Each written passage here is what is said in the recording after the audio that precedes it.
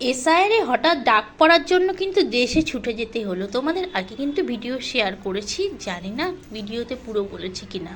হ্যাঁ, গেছিলো না, এতে দেশে চলে গেছিলো। হঠাৎ কিন্তু এসআইআরে ডাক এসেছিল যে তুরান্ত আসতে হবে। এর জন্য একদম দেরি না করে কিন্তু সেই দিনকে দুপুরবেলাতে ফ্লাইট ধরেই চলে গেছিলো দেশে। আর দেশে যেখানে গেছে জানোই তো, বাঙালি বলে কথা। বাঙালি বলে না, এই জিনিসটা অনেকেই পছন্দ করে, তবে এখন কিন্তু অনেকে অ্যাবাউট করে শরীর স্বাস্থ্য ভেবে ভেবে। কিন্তু আমরা আগে প্রচণ্ড প্রচণ্ড পরিমাণে পছন্দ করতাম।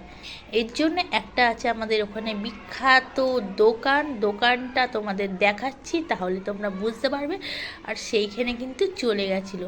আর এই রাস্তাগুলো কিন্তু সবই আমার চেনা জানা, কেন আমি ওখানে অনেক বছর কিন্তু কাটিয়ে এসেছি। আর তারপরে ঢুকে গেছিলো, দেখো এখানে ফ্রুটি নিতে, তো ম্যাঙ্গো ফ্রুটি আর চকলেট কিন্তু এখানে নিয়ে নিচ্ছিল। কেন একটা জায়গায় যাবার ছিল, ওর জন্য ইনভাইট করেছিল আমার আন্টি, তো ওখানে খাওয়া দাওয়ার ব্যাপার ছিল, তো খাওয়ার জন্য কিন্তু ও চলে যাচ্ছিল। আর মিষ্টি নিয়ে নিয়েছিল সাথে। কিন্তু নিলে কি হবে, ও যে আসার পথে আবার কিন্তু মিষ্টির দোকানে ঢুকে পড়েছে। কেন, মিষ্টি দেখে তো আর লোভ সামলানো যায় না, মিষ্টি বলে কথা, বলো না।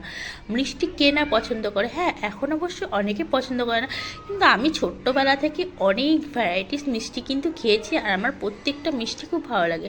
আর আমার বড় রসগোল্লা খেতে খুব খুব ভালোবাসে, ভীষণ ভালোবাসে। তো ভালোবাসে, কিন্তু এখন আগেকার মতন আর রসগোল্লা যদিও হয় না। আগের রসগোল্লা কিন্তু একটু অন্যরকম হতো, আর এখনকার রসগোল্লা না মুখে দিলে কেমন হয়, আগে দিলেই মুখে মিলিয়ে যেত, খেতেই একটা মজা আলাদা। এখন যেন ওরা এত মানে ভালো করতে করতে তো এমন একটা পর্যায়ে নিয়ে গেছে, কোনটা ভালো কোনটা খারাপ বোঝাই যায় না। ছোটোবেলায় 1 টাকা পিস রসগোল্লা, ছোটোটা হয় সাইজটা হয়তো একটু ছোটো ছিল, কিন্তু তবুও 10টা খেয়ে নিতাম। এখন 10 টাকার 1 টাকায় খাইতে পারি না, একটু বড় সাইজ বটে, কিন্তু সেই যে আগেকার মতন মুলায়েমটা আর যে চিকাসটা, ওটা কিন্তু কিচ্ছুই নেই। যাই হোক, চলো দেখো, আমার বর বলছে আমি দুটো খেয়ে নিই। এই যে দুটো কি খাবে দেখতেই পাচ্ছ। তো আমার তো দেখে প্রচণ্ড লোভ লাগছে। যদিও এখানে রসগোল্লা পাওয়া যায়, তবে ওখানকার স্বাদ কিন্তু পাওয়া যায় না।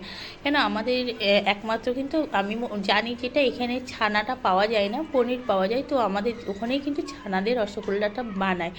এর জন্য কিন্তু রসগোল্লার স্বাদটা অন্যরকম হয়, আর ছানা কাটাটা জানে। এখানেও ছানা কেটেই রসগোল্লা বানায়, সেটা না, কিন্তু ছানা কাটাটা মানে যেহেতু দেশে ভালো জানে, এর জন্য কিন্তু ভালো মতন বেরও করতে পারে। যাই হোক, ভিডিওটা আর বেশি বড় করছি না। কারা কারা কলকাতার রসগোল্লা খেতে ভালোবাসো অবশ্যই জানিও, আর কারা ভালোবাসো না সেটাও জানিও।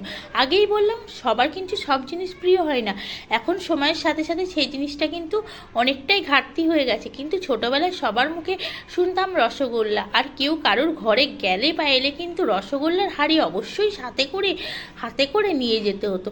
সেটা কিন্তু এখন চুয়াল নেই। এখন কোনো রকম গেলে হয়তো বাচ্চা থাকলে চকলেট, আর বড়দের জন্য যাই হোক এই জুস আইসক্রিম এটাই চলে। এখন কিন্তু রসগোল্লার রিয়াজটাই চলে গেছে, তাই না? তোমরা কে কী বলছো কমেন্টে জানাও। Bye bye.